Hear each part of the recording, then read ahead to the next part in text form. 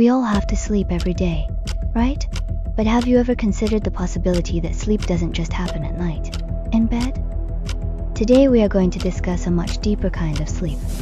The state where our eyes are wide open, but we are completely oblivious to the world around us. The content we are sharing today is based on an in-depth exploration of material provided by the Australian Buddhist Federation. So look at the question on the screen.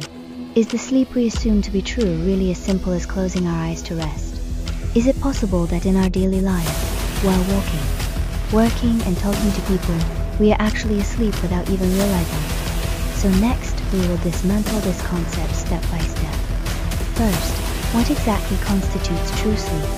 And what is it that blinds our eyes? Interestingly, even sages and highly accomplished practitioners can have blind spots. Finally, the most practical part, we will give you a method to check how awake you truly are today. 1. Redefining sleep. From rest to ignorance. We must first redefine the word sleep. It is not just about closing your eyes to rest.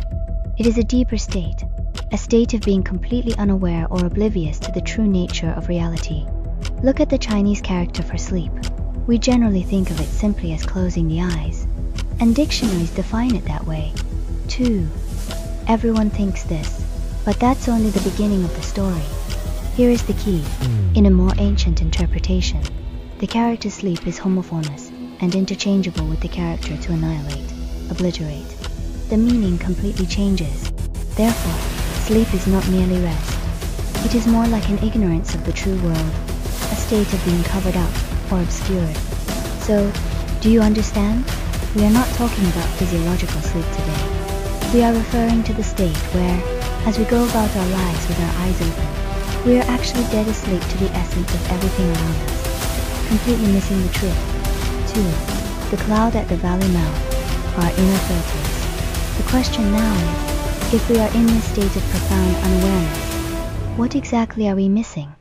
And why can't we see it? The ancients had a superb analogy. A patch of white cloud lies across the mouth of the valley. How many flying birds mistake the way back to their nests? Doesn't this image convey the feeling vividly? We are like those birds that can't find their way home. What is blocking our path? It is that white cloud, which represents the unseen filters within our minds. Here is the crucial point. We are never looking directly at the world. Every single thing we see and hear is first processed by a very powerful system of inner filters within ourselves. Look at this comparison chart. The discrepancy is astonishing. Take light, for example. The light our eyes can perceive is only an extremely narrow band within the entire electromagnetic spectrum. The same goes for sound, let alone the true nature of things. What our senses can grasp is truly just a tiny fragment of reality, and this fragment has already been covered with all sorts of labels by ourselves. 3. The 3 barriers, obstacles to awakening. Okay, what exactly are these filters? These things that block us? Let's look at a clear framework that divides these obstacles into 3 major barriers. These 3 fundamental obstacles are called karmic obstacles, retributive obstacles, and affliction obstacles. It is the combination of these 3 that prevents us from clearly seeing the truth. Karmic obstacles. What does this mean? Simply put, it means you hit roadblocks when trying to do things. You feel like your hands, feet, mouth, and mind are not very agile. Everything feels difficult. For example, you want to say something clearly, but it comes out wrong.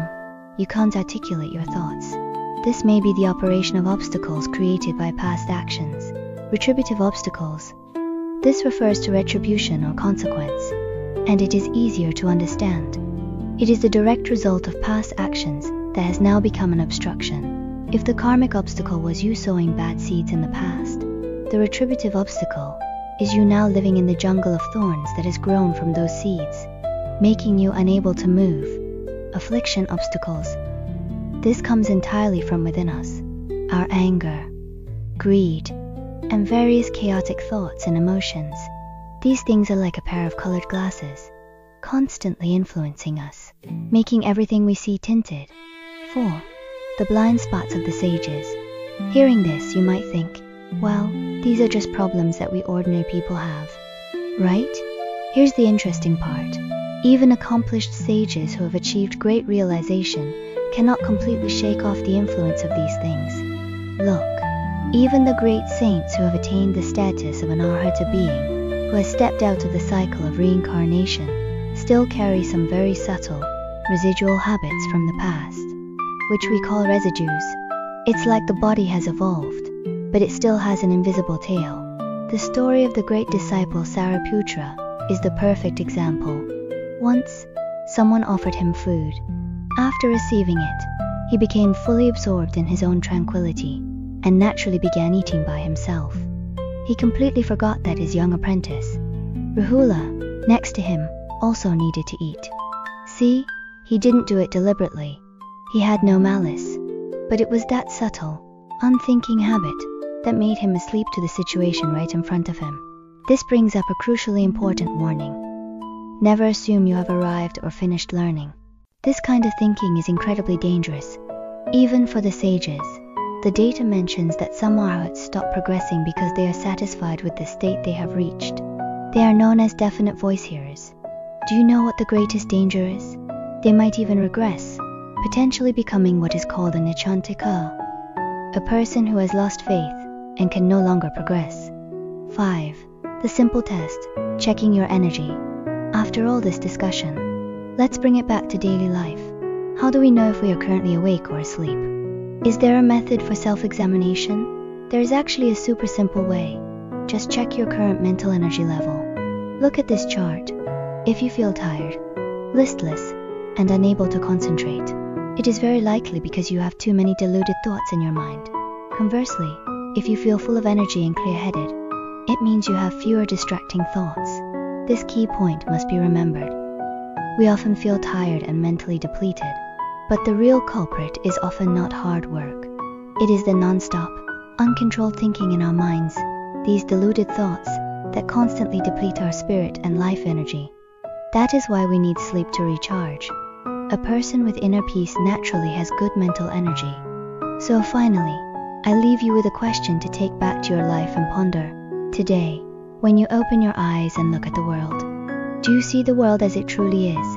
Or are you merely seeing the labels you have affixed to it? Seeing the cloud you yourself have manufactured?